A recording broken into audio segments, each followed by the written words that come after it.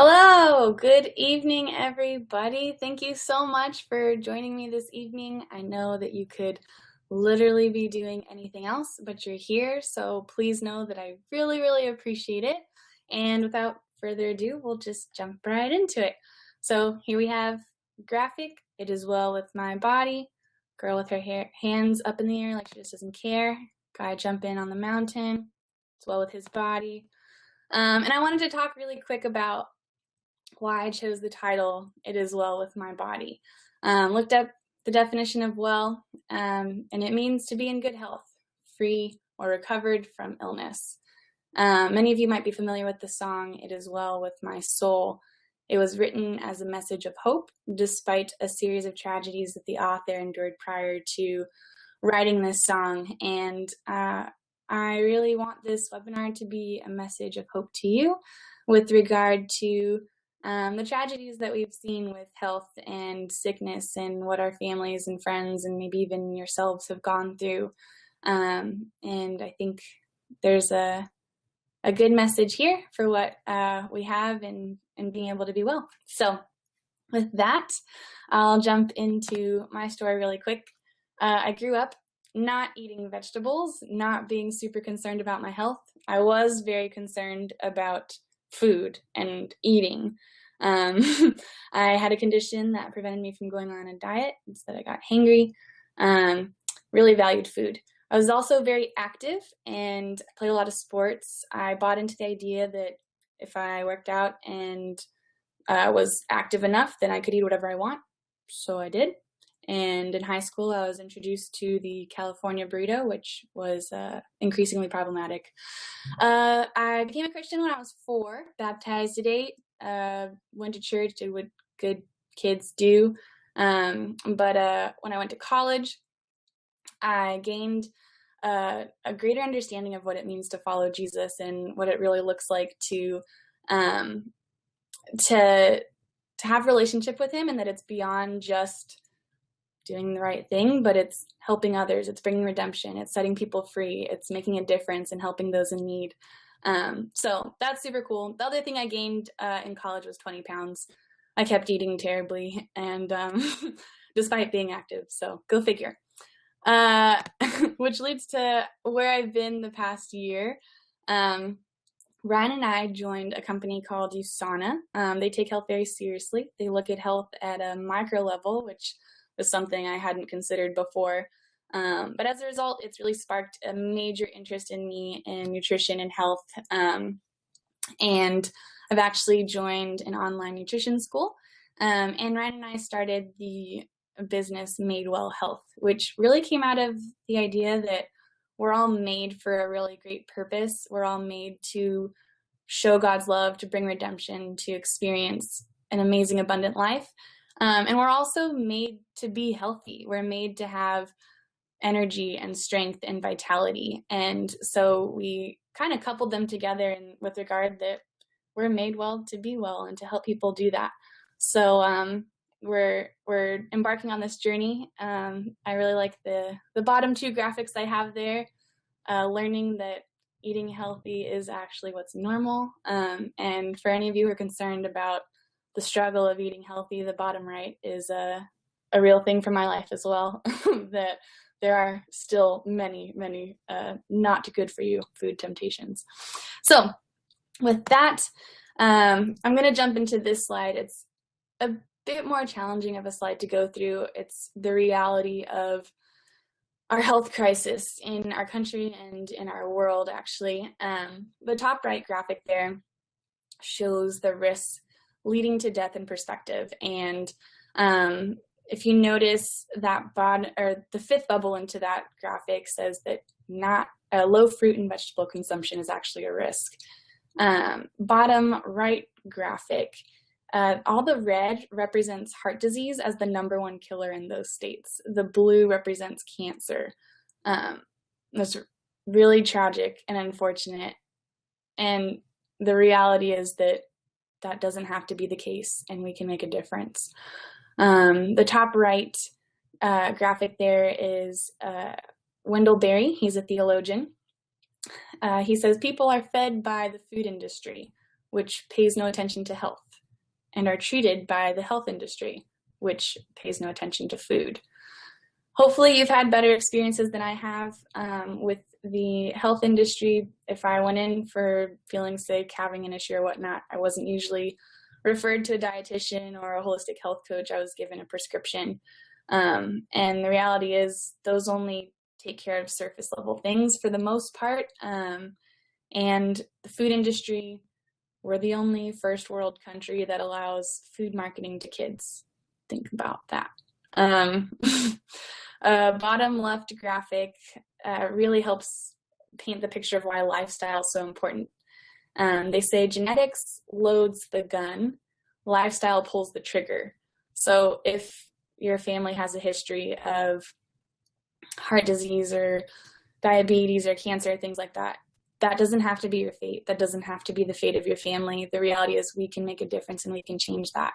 So yeah, this is a hard slide to look at, but it's fuel for why I do what I do and why I feel like this is such an important issue. And with it being an important issue and people, experiencing these kinds of health problems, I can't help but think, why aren't we talking about this in church? Why aren't we addressing what it means to eat well so that we can love people well into our 70s, 80s, and 90s with strength and energy without being crippled by disease and things like that? Even things are happening younger and younger. Why are we all stressed, and why are we all addicted to coffee and things like that? Why aren't we living a vital life? That's part of it, and that's what we're going to talk about today. And so that left me with this question. If we're charged with bringing forth the kingdom, of which there is no pain or sickness, why are we living in ways that cause it when we have a choice and ability to prevent it? And I think it's because we just don't know. The weight of our choices and how they affect our inner health, we don't know how to live healthy consistently. I think a lot of us know the basics, but it's just hard to do it on a regular basis. And I think we also don't realize that the same grace that enables us to be kind and loving and forgiving is the same grace that allows us to make good decisions to take care of our body. And I think that we've bought into the idea that our physical and spiritual nature are separate. And I want to make the case that they're actually extremely related. So with that, we're going to just jump into the biblical side of things. The question being, did the law say anything about health? And my answer is yes. But really quick, just so we're clear, the law was not made irrelevant. It was actually originally intended to serve the purpose of allowing God's people to be in relationship with him and to be able to bring his love to the nations. That was Israel's purpose, was to be a blessing to all nations. And it got kind of twisted when laws became means for self-righteousness versus means of serving what God intended them for. So with that, if you can imagine a group of people who are supposed to bless the whole world, they had to be healthy and well to be able to carry that out for generations and generations to come, right? So it makes sense that God would give them food laws for what to eat. So again, this is way, way, way, way back in the day when we didn't know, they didn't know what was dirty and unclean and what had germs, etc. So this is from Leviticus 11. I've highlighted in yellow the things that were okay to eat. The things in blue were the things that were not okay to eat. You can see in the graphic on the left kind of which foods were okay and not okay. I want to highlight three main things that they say aren't okay in the laws. First is not to eat any pigs. They were detestable, and fish without scales were also detestable. That includes shrimp, crab, lobster, oyster, and catfish. And the third thing they weren't allowed to eat is birds of prey. So my question to you is, do you notice anything that all three of those have in common? I'll give you a second. The thing they all have in common is that they eat waste or garbage. Pigs eat pretty much anything and everything, and their bodies are not designed in a way to process those dirty things, so their meat becomes whatever they ate. Same thing with shrimp and crabs and lobsters. If you think about it, they eat sea waste. They're bottom dwellers. They eat whatever is kind of there on the bottom, which maybe back in that day wasn't as bad. If you can imagine today, it's a little bit worse. And I think the birds of prey might be a little bit more understandable or need less explanation. If you can picture eating a vulture, it's pretty disgusting. So avoiding those foods allowed them to avoid poisoning their bodies. So some wisdom there in the law with regard to eating, and again, with how what we eat and what we put in our body affects our ability to bring forth the mission that we're called to do.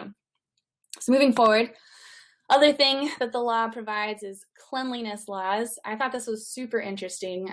So in the 1340s, it was thought that the Jews caused the bubonic plague because they were not catching the disease. So this was, again, before they knew about germs and whatnot. They washed their hands before they ate. They wouldn't touch certain things. If they had a contact with bodily fluids, if they had any contact with anything that was dead or food or whatnot, they washed their hands. They washed their bodies. So it makes sense, especially if you read all the details of Leviticus 13 through 15. I know we usually breeze through that part. No, I'm not the only one, but it makes sense how they would be able to minimize catching a plague that was causing everyone else to get sick. So super interesting. Does Jesus say anything about health? Not overtly, no. So what I do want to address, though, is how the physical aspect of who we are is very much tied to the spiritual. So track with me on that. So Jesus's first miracle was water into wine at a wedding. He's super cool and awesome that way. It was meant to be in the face of the religious folks of that day. He also talks about wine in a parable with regard to new mindsets and whatnot. So just keep this in mind. Wine's not bad for you. Jesus drank it. Bread is kind of a big deal. So Jesus uses bread in several parables. He multiplied bread, feeding thousands of people from only a few loaves. Talked about yeast in bread and how it can be compared to the kingdom. If you're familiar with yeast, put in the dough, permeates all of the dough. Point of what the kingdom is supposed to do. He was also tempted to turn a stone into bread and eat it when he was fasting. So again, usually if something is repeated a bunch of times, it's important. So again, we've got food, we've got bread, we've got eating. These are things that are mentioned and talked about in explaining spiritual things. So this is what I think is really interesting and a strong case for this. Jesus chose food and eating as a means to remember him.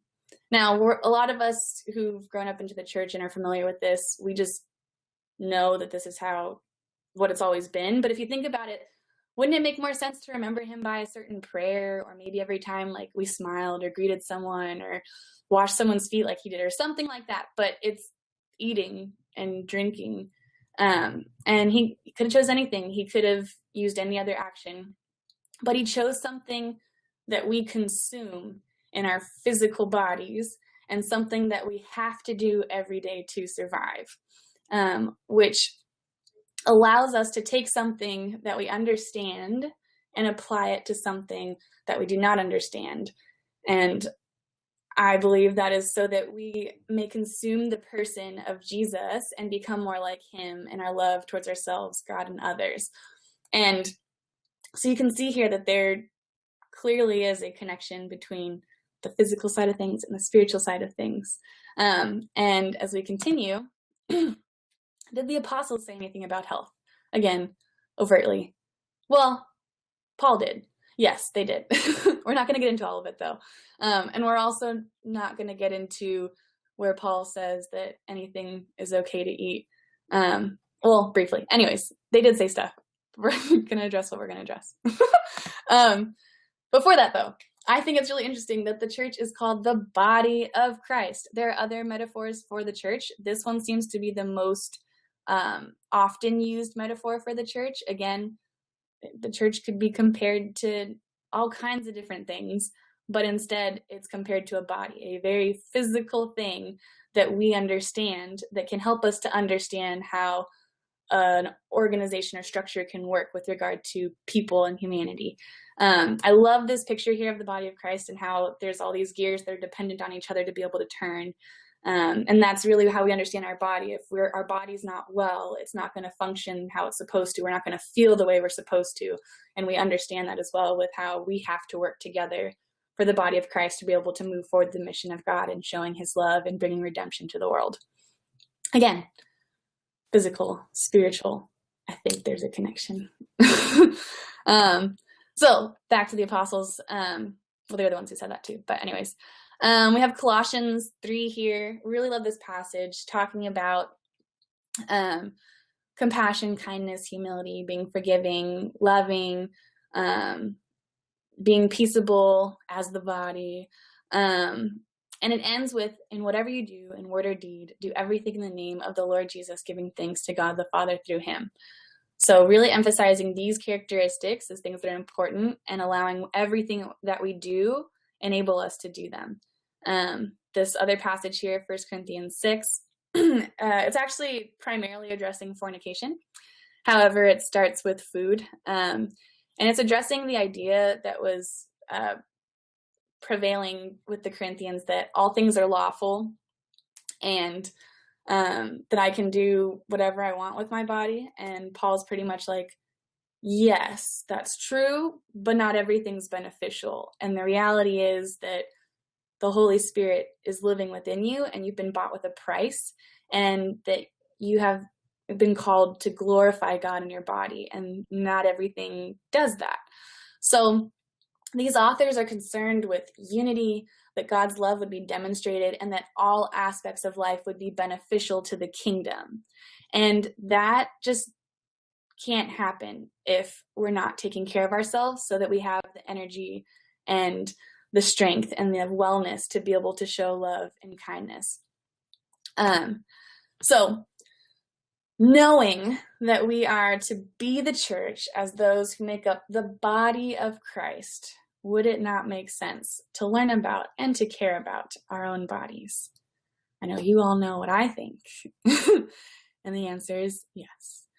So I want to give you some really practical steps that you can do tonight and tomorrow right away. They're super easy. They're super practical.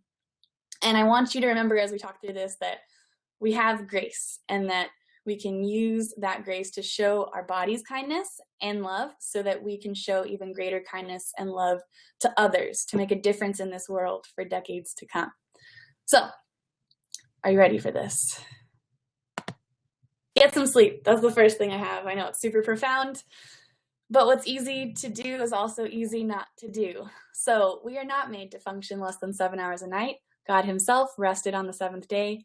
Research shows that a lack of sleep increases the risk of developing diabetes, heart disease, mood disorders, and decreases immune function and life expectancy.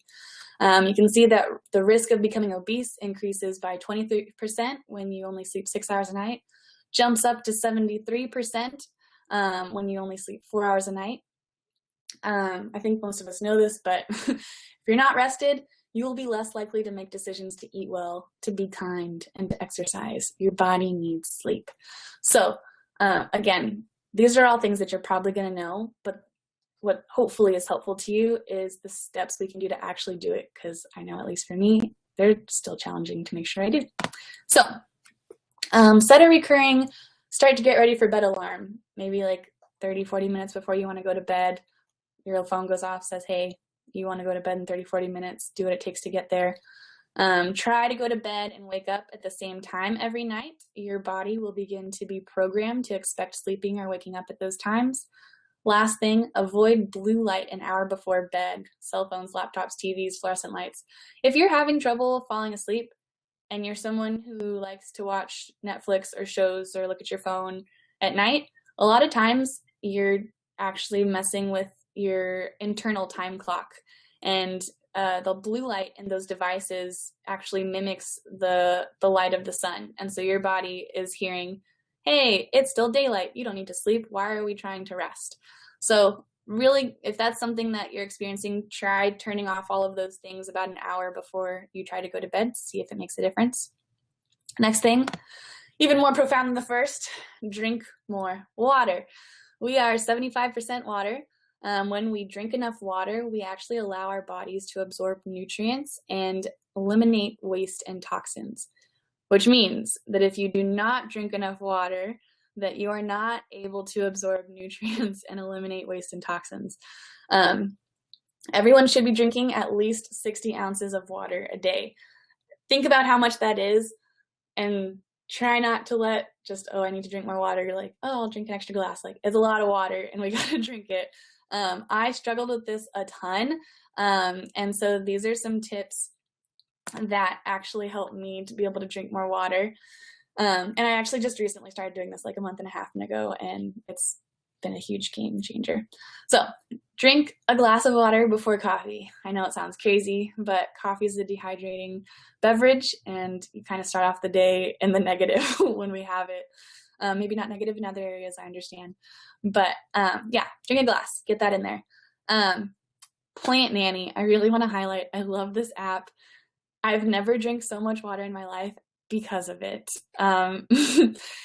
As you drink water, you get to water your plant. And when you don't drink enough water, your plant dies. And it's the saddest thing to see that precious little plant dying. And it's worked for me. Drink 60 to 80 to 100 ounces of water a day. And I used to only drink 20 to 40. So see if it works for you. Find a water bottle you love and carry it with you everywhere. This is my water bottle. It's with me everywhere. Something for me, if I like the water bottle, I drink out of it more. Maybe it's not the case for you. You just need the water bottle. Some people don't like drinking water because it's bland. Throw some fruit in there. Makes it tasty. Actually adds antioxidants. So see if that works for you. Eat more vegetables. I know you're expecting to hear this. I love this quote, let thy food be thy medicine and thy medicine be thy food. In order for our food to be our medicine, we're really supposed to consume 9 to 13 servings of fruits and vegetables. One serving is about half a cup. Humanity started in a garden, and it was paradise. I don't know what happened, but now things that grow on trees or from the ground just really aren't appealing these days. And we should really get back to that because it helps us live healthy and live out our purpose. So all degenerative disease, like heart disease, cancer, diabetes, memory disorders, and the like, are a result of inflammation in the body. This happens at a cellular level. And inflammation is reduced or eliminated by getting antioxidants and omega-3 fatty acids. One of our greatest sources of antioxidants are none other than veggies, and specifically greens. So that's kale, chard, spinach, things like that. The more, the better. Unfortunately, most Americans are on the standard American diet, or as we would call it, the SAD diet. The top graphic there shows the breakdown of what most people eat. It's definitely what I lived off of. I would even say maybe less fruit and vegetables. That's pretty generous.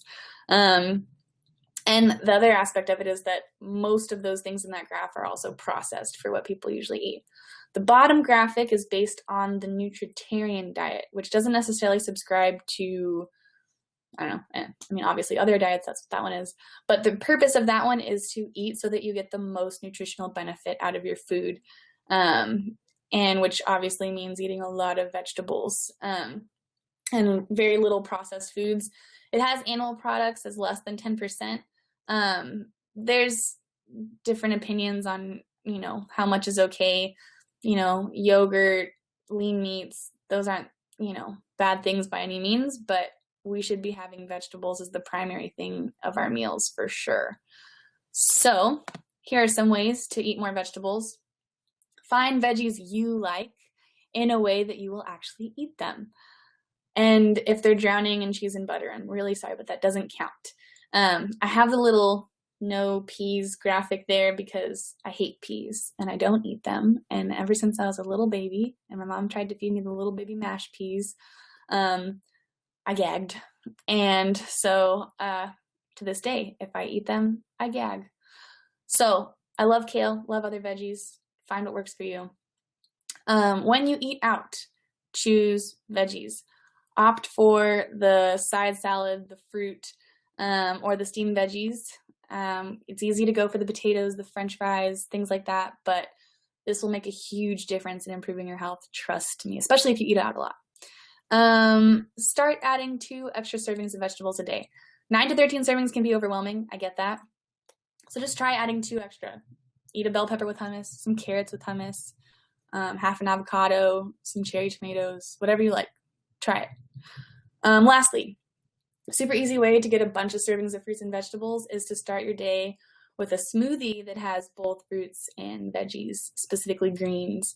Right there on the left is Ryan and I's daily smoothie. If you would like the recipe, that's got a ton of nutrition, I can email that to you. Lastly, guarantee your daily nutrition. I understand that it's super difficult to cook and eat healthy every meal, every day. Our food quality is not what it should be. Even if we're eating 9 to 13 servings of mostly greens and cruciferous, local grown, organic vegetables every day, we're not getting what we need to be able to fight oxidation and inflammation in our bodies. And the reality is, if you're like me, I haven't always eaten healthy and my body still has a lot of work to undo. I'm 100% convinced that supplements are a must. And by supplements, I mean quality supplements.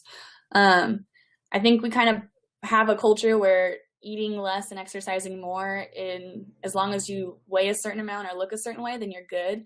But the reality is, what fights disease and brings us true vitality is nutrients. And that's what we really need to be getting in our body on a daily basis. So Ryan and I have partnered with USANA, like I said. And the reality is that the supplement industry is really unregulated. All the vitamins that you see on the shelves at stores, there's no regulations that they have to do to prove that what they have in the bottle, or what's in the bottle is what they say is in the bottle. So they could be sugar tablets or whatnot, like they don't have to prove it, and there's no penalty for that. So USANA, which, fun fact, is Greek for true health, they are the only supplement company in the industry that tests all of the ingredients, and they're certified organic ingredients, and they test them in-house to ensure that the potency and clarity is up to par. USANA products are made in an FDA-approved facility, and they choose to submit themselves to the highest supplement regulations in the world. And lastly, they have $1 million guarantee to pro athletes that if any banned substances were traced back to USANA, then the athlete would be compensated $1 million. If that doesn't scream, hey, we're pretty sure we got quality, I don't know what does. And they've never had to pay that $1 million, by the way. So super quick, these are the basic things that I recommend to get the quality of basic nutrition that you need. So best of the best is the essentials. They're top rated from third-party resources. It's literally one of the best multivitamins you can get in the world. On the right, there's the health pack. That's the box. It also includes calcium and an antioxidant booster. Highly, highly recommend taking those. Bottom right is the Biomega. It's the omega-3 fatty acids. Again, this is a particularly problematic supplement when it's unregulated. You can get some really weird things in fish oil capsules. This is super pure, and one of the things that I really like about it is you don't burp up fishy taste when you take them. I take 3 a day. And then bottom left there is probiotics. I don't know if you've heard the buzz about gut health and leaky gut and digestive system and everything. Maybe I can do a webinar on that later. But it's so important to get probiotics in your system. If your gut bacteria isn't well and in balance, then you're not able to absorb the nutrients you need, which means that your immunity is super deficient, and a bunch of other issues.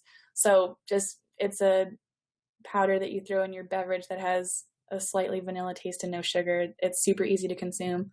I take that every day. So those prices are actually a little off. The top price is what it costs. The bottom price is 10% discount. we can get you a 20% discount for being our personal customer. And if you sign up this week, you'll get free shipping on us. We've never done that. So if you sign up, we'll reimburse you whatever it costs to ship it to where you are. So if you're planning on taking a vacation out of the country, I guess, we'll take care of that. We've never done that before. Well, definitely not internationally, but offered free shipping. So you're special. You're welcome. And if you're interested, they've also got stuff for kids and teenagers at a much lower cost. And it's personalized nutrition to meet your needs. So if you have issues with your heart, with your brain, memory function, etc., there's things to help that. So in summary, when it comes to living life the way we were made to, taking care of our bodies is a big deal. Old Testament wisdom on clean foods and hygiene is what we've covered. New Testament metaphors emphasizing the inextricable connection between the physical and spiritual aspects of our life, and our call to make a difference in this world and to bring redemption to the sickness that plagues so many. And that's both spiritual and physical, and we can start with ourselves with that. And again, the big push behind this is we're called to make a big difference in this world, to love, to bring redemption, and we're not going to be able to do that if we're all sick and slowed down and stressed out and unable to have the energy to do so. We're made for so much more, and that includes the physical aspect of our bodies. So that's why we went over some few basic things that you can do to be healthier. So with that, may it be well with your body as it is with your soul and your life. I'm now going to open it up for questions. The little chat box you see there to the left, you can enter in a question. If anybody has any questions on the content that was discussed tonight, you can go ahead and ask that now. Or just say hi if you want. Any questions?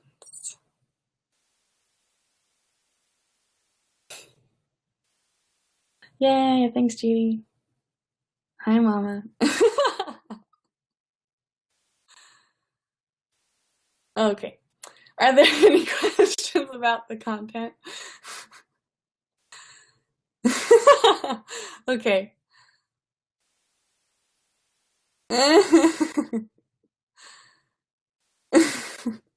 Okay. There is a question. I'm ready.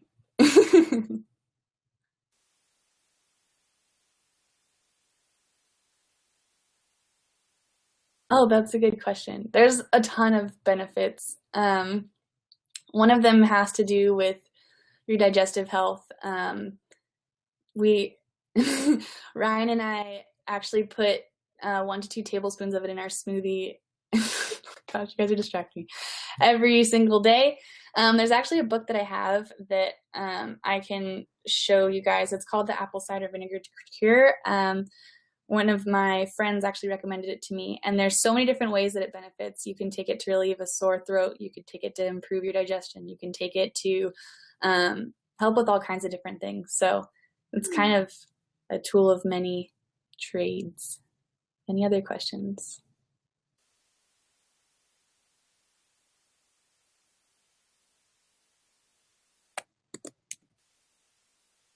Are the 3 products shown the basics? Yes, they are the basics of what I think we need every day to get what we have for basic nutrition.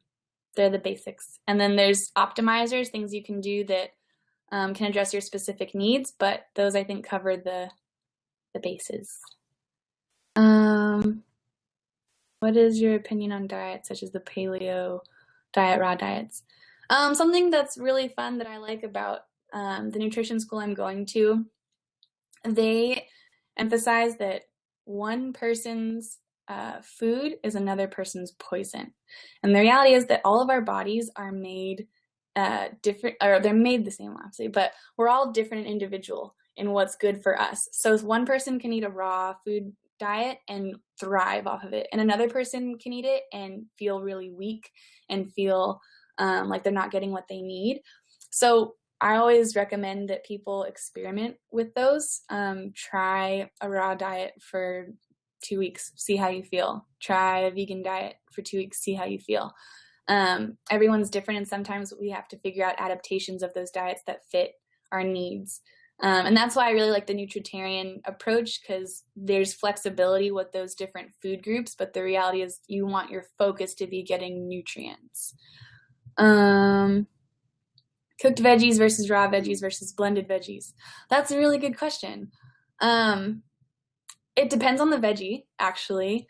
Some vegetables lose nutritional properties when they're cooked. Some gain nutritional properties when they're cooked. I'm pretty sure spinach gains it when it's cooked.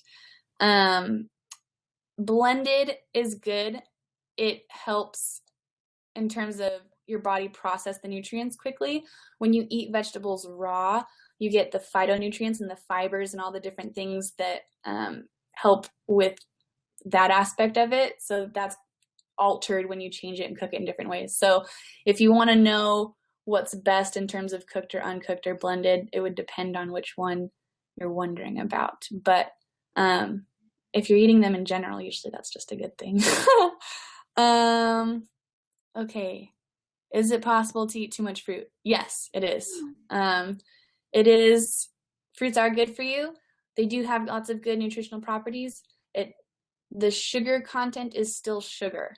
And so too much can have a negative effect on your body. So when it comes to eating fruits and veggies, always more veggies than fruits, and, not overdoing it. But I have heard some people used to go on a pineapple diet. All day it was pineapple. I don't recommend that.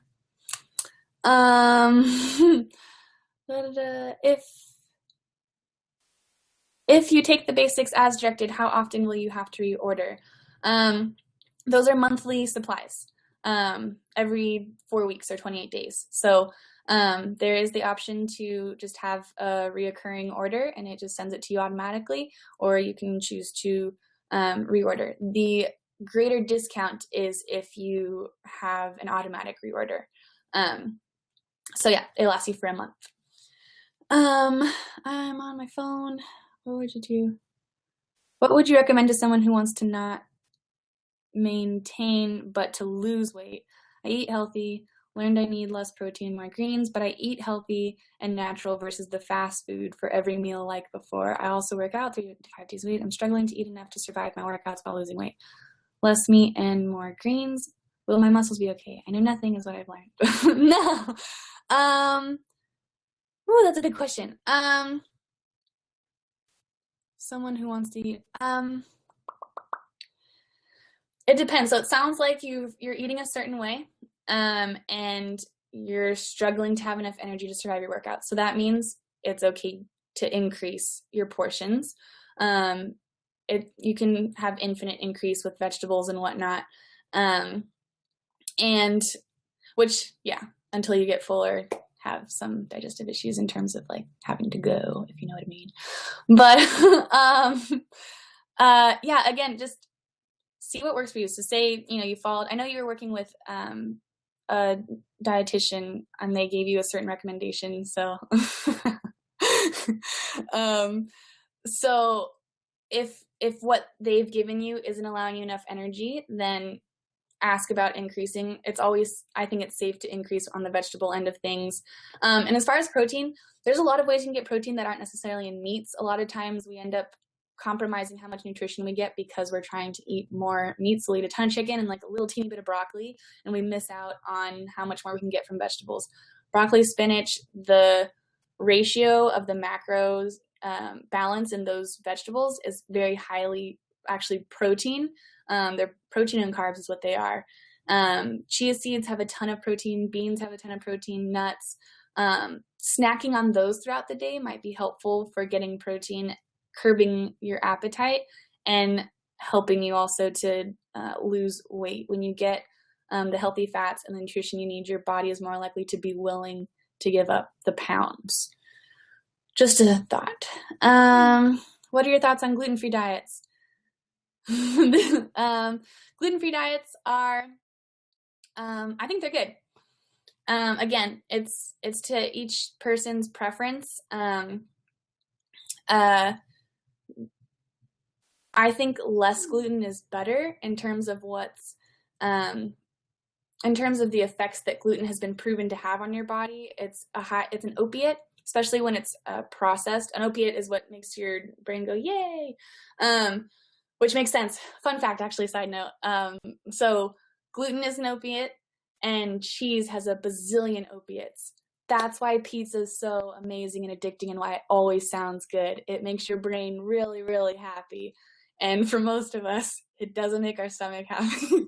But anyways, so gluten-free diets. I think that's a great option. Gluten-free does allow you to still have rice and quinoa and a few other grains that are good for your system.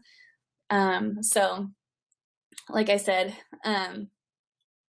it's good. It depends on what works for you. Some people have gluten intolerances, and that's because they have digestive issues, which I would go back to. You should probably need more probiotics and eating more vegetables. Some people who have celiac, that's really difficult to manage and whatnot. It's for the most part irreversible, but if it's just an allergy or an intolerance, a lot of times you can help heal that by getting probiotics and whatnot. But it's also generally healthier to eat gluten-free. I cook a lot of gluten-free meals personally. Do the essentials replace a multivitamin? Yes, they are a multivitamin. They have both the antioxidant and mineral tablet, especially formulated to activate one another the way they're supposed to. If you get too many antioxidants and you don't have the minerals to match with them, then your body will take minerals from what's already in you. And so in a sense, you're depleting yourself of minerals for the sake of activating an antioxidant, but the essentials have both. So it does really well to replace / serve as your multivitamin.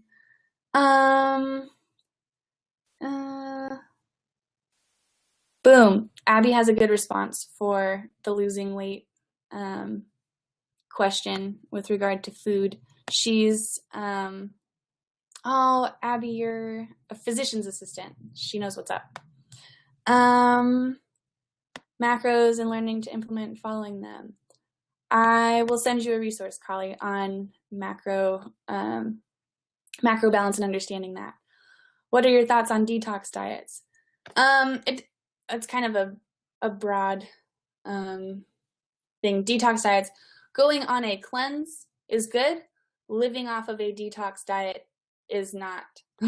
So, I mean, our bodies do get polluted with different things. Even if you are eating fairly healthy, there's all kinds of stuff and all kinds of different things in terms of toxins. So doing a cleanse is good for, however long, probably no more than, a month would be good. But again, this depends per individual. But as far as, making it a diet or lifestyle, you can't constantly be detoxing your system or like cleansing your system. You have to let it live and do what it needs to. And a lot of times when we do those consistent detoxes, we lose some of that necessary gut flora, the bacteria in there. And so it's important to make sure that we're replenishing that even after we do those cleanses and whatnot. Food soulmates. Have you ever thought? Yes, I kind of want to make this a course, but I had a lot of exciting things to say. Webinars, and at the end, product of USANA product.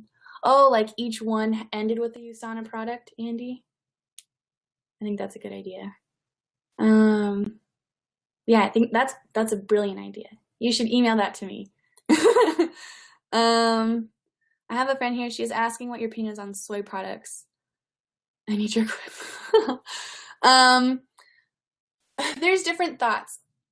Pure soy is not bad, and it can be beneficial. As a general rule, I avoid soy. There's a lot of research and things that go behind that. The problem is that people are concerned with the way that it is very similar to the estrogen hormone, and the concern is that it messes with that aspect of someone's hormonal balance and whatnot. So I'm not super versed on the research behind all of that, so I'd have to double check more into it. But based on what I've read, I choose to avoid it. However, I did have soy sauce on my my grilled fish sushi.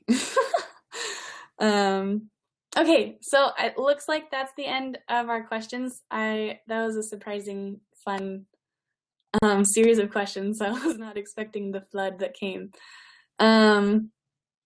So with that, I really, really appreciate your time, and I will be sending you all an email with these slides, and I will also be sending you a survey to hear your thoughts and feedback. I would love to hear specific critiques. Andy's idea is an example of something that I think is a really great idea that I'd love to know. Oh wait, I forgot a question. Wait. Dom, I'm trying to read your question. You talked primarily about nutrition. How does exercise factor into nutritional needs and overall health? And how does nutrition factor into our mental health? I did want to touch on exercise. There's so many things I want to touch on, but I did not. Exercise is super important. Maybe I can include that in the future.